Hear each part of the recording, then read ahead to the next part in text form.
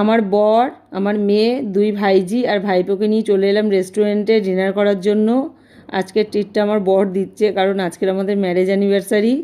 আমরা প্রথমে starter order দিয়েছিলাম। স্টার্টারে ছিল ফ্রাইড চিকেন আর তার সাথে ছিল চিকেন ললিপপ। ফ্রাইড চিকেন আর চিকেন ললিপপটা খুব ভালো ছিল, খুব টেস্টি ছিল খেতে।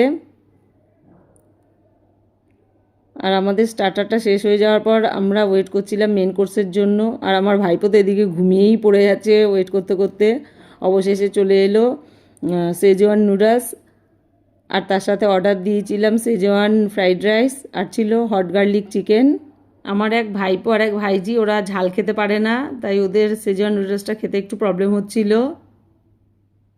আর হট গার্লিক চিকেনটা খুব ভালো ছিল।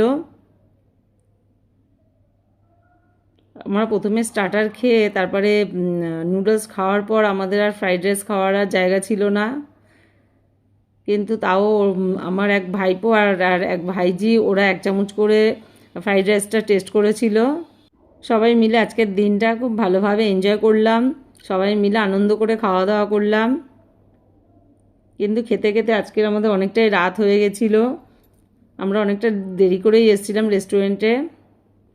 প্রথমে তো আমরা তো সিটই পাচ্ছিলাম না, কোনো ফাঁকা ছিল না। অবশেষে আমরা রাত্রি 10টার সময় সিট পেয়েছিলাম। যাই হোক, খাওয়া দাওয়া শেষ করে এবার আমরা বাইরের দিকে বেরোচ্ছি। আর আমার মেয়ে, দুই ভাইজি ওরা আসছে পেছনে। আজকের দিনটা খুব ভালোই কাটলো সবাই মিলে। এবার সবাই মিলে বাড়ির উদ্দেশ্যে রওনা দিলাম। টাটা।